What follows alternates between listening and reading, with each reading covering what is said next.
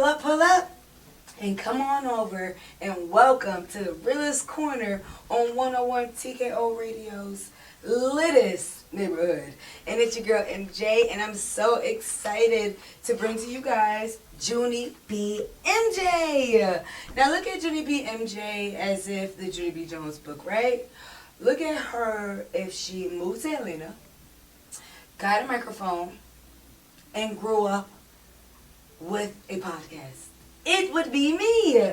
So I'm coming to you guys, just me, MJ in the building with Junnie BJ. I'm going to be giving you guys some good questions, a story time, and a devil's advocate. I have to give you guys all three.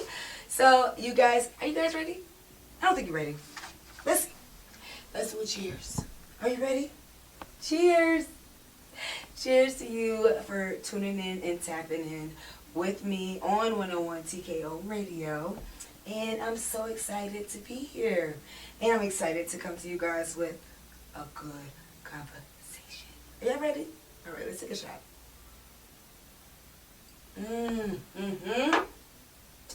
Yep, that's it. One more. Yep, that's it. All right, you guys. Today, we are going to talk about being true to yourself. And this is a difficult conversation. It has a lot of ups and downs. But I'm going to tell you guys how I'm true to myself. And I'm going to give you a little twist with it as well. You ready? Okay. So the question that I have is, when was the last time you stayed true to yourself? And that is difficult because a lot of people are not true to themselves. And I took a lot of time. People looked at me and thought, oh, she's always this, she's always that. And I'm like, Sometimes I wasn't being true to myself. Sometimes I wasn't being true to my aura, my love, and the balance and energy that I hold. And so, yeah, you guys, it was a lot. So I will tell you guys the last time. Let's get into the story time. When was the last time that I stayed true to myself? And the last time I stayed true to myself had to be with my podcast. What you mean? What's your podcast, MJ? Well, let me tell you guys, I have went through a lot of ups and downs with my podcast. I didn't know what I was going to do with AsToldByMJ. I didn't know how to branch her, pull her off, and it was difficult, y'all. It was difficult. And in the midst of me choosing myself, I had to choose what was right for my podcast. And so this is the story time.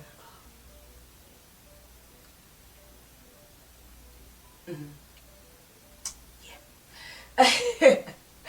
So you guys, let's get into it. When I first started my podcast, I was all over the place, right? And then I finally got into a place where it was steady. It was just all about me. It was about media. It was just about getting to know people, getting to meet people. And I realized that I was draining myself. I was draining. I was trying to find new locations. I was trying to find co-hosts that would want to work with me and stuff like that. And it was so bad. And the moment that I chose myself was the moment when I got tired of popcorning from place to place, trying to help this person and this person. And when I was doing that, I so luckily got upon a location and someone that wanted to be my co-host. And in the midst of us talking things out and, oh, we could do this, we could do that, it sounds good, but it just wasn't good. It wasn't. And I was choosing everybody because I'm an empath. I want to choose everybody. I want to help this person, help this person, help this person. But you can't do that. You can't. And that's exactly what I was doing. I wanted to help everybody. So my co-host was like, okay, we could, set up the plan, have a location. And it went sour. It went very sour. And it was in a sense of, yeah, you chose me to help you out, girlfriend, but I'm not going to choose you to help you out. Or I'm not going to be there for you. And as many times as people done that, I think it was the official tissue red flag. Because I'm so used to people flaking and doing ups and downs stuff, but I still have a good heart. And so I give people the benefit of the doubt. When in reality, you can see when someone is trying to use you, when someone envies you, when someone wants to be in the place that you are in, but they are not in. And they won't look at it like, oh, I'm envying that person, but they will be envying you. And I had that feeling, but I just didn't know what to do. I didn't know what to do. I didn't know what to say, but I did know that I had to choose myself. And if I ever had another co-host, or if I ever had another location, that I would never allow myself to feel like I need you. And I would never make myself feel like I need the situation. And that person in that location was just like, look, basically you need me. What were you gonna do if you didn't have me? And you think about it and you're like, the only thing you're providing is a space. I have the cameraman at the time. I have everything. I don't really need you. But in my mind, I'm thinking I do. And in that moment, I chose myself when I had to have this crazy epiphany smack in the face where I'm like, girl,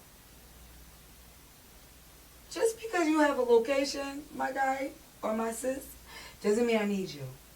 You have to choose yourself.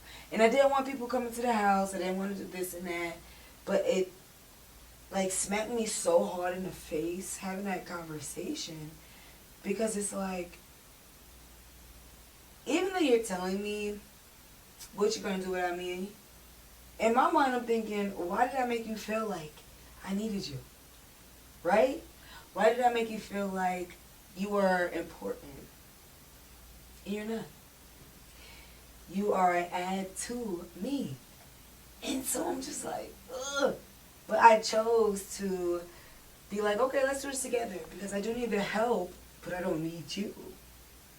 And so when I sat and I heard the conversation, played it back in my head, because I'm a late responder, I realized you have to choose you. You have to stand in those shoes that you want. You have to stand on the boundaries that you set with not only your relationships and your friendships, but with your life. And even if you are doing business with someone that is your friend, you still have to stand on those businesses and on those boundaries. And it was like I said, a smack in the face. And I realized that I'm not choosing me in any of these moments. I'm choosing to help somebody else. Choosing to just be like, hey, look, you're not doing anything. Look, we can help each other. You can get gain from me, right? But what am I gaining from you? Nothing. And I'm not looking for it. And I had to choose myself in the most selfish way. I had to look at myself in the mirror and say, do you really want people to think that you need them? Or they can put a pause on anything that you do? Do you want to give people the thought? Because they don't have the upper hand. You already know that. But do you want to give people the thought of that? And I had to look at myself like, your perception of me, your perception of what you thought you had on me is not what you got. What you thought you could control, You can't control that over here. And the bad part is I have to let you think that. But now, I'm not doing it no more. I'm not. And that comes in, that's my story time, you guys. But this comes into my third part, the devil's advocate. Like, let's flip the script for a second. Like, is there ever a time where being your full authentic self causes pain in other people? And is that the reason why they try to bring you down as well? We're going to sit to that? Okay, let me pour up to that. We're going to sit to that. Because I think so. Is that a reason to cause friction? I think so. I think when you choose yourself, I know when you choose yourself, you're going to lose a lot of people. And we hear that all the time. But losing a lot of people or losing a lot of things, material things, we just think the surface. But it's going to cause friction for you to lose, not like people, it's just the surface, but a layer of your old self. You're going to say goodbye to that old you. You're going to look and you're going to read and you're going to be in the mirror and you're going to say, this is not me no more. And it's hard. We never looked at a butterfly go from a caterpillar and it's easy. We never saw them say, okay, I'm a caterpillar today and tomorrow I'm going to be a butterfly. And it's going to happen that fast. We watch how it just goes to transform, that awkward stage, that ugly stage. And then when you are ready to be a butterfly, you still have to break out of that awkward cocoon. You have to break out of it. And so it builds friction and pain in yourself in a good way. And if it feels like it builds friction and pain with your friends, your family, your relationships, if you are moving in a way that makes you happy and you're choosing yourself, look, I can't come out tonight. Call me tomorrow in the morning, early. I'm a daytime friend. And that person doesn't say, look, this is my daytime friend, so I'm going to call her during the day only. Or they get mad when they call you at night and you don't answer. It's one or the other. Either you're going to accept that I like to be up early, or you're going to get mad when I don't come out at night. And so it will cause friction because some people do not want to grow with you.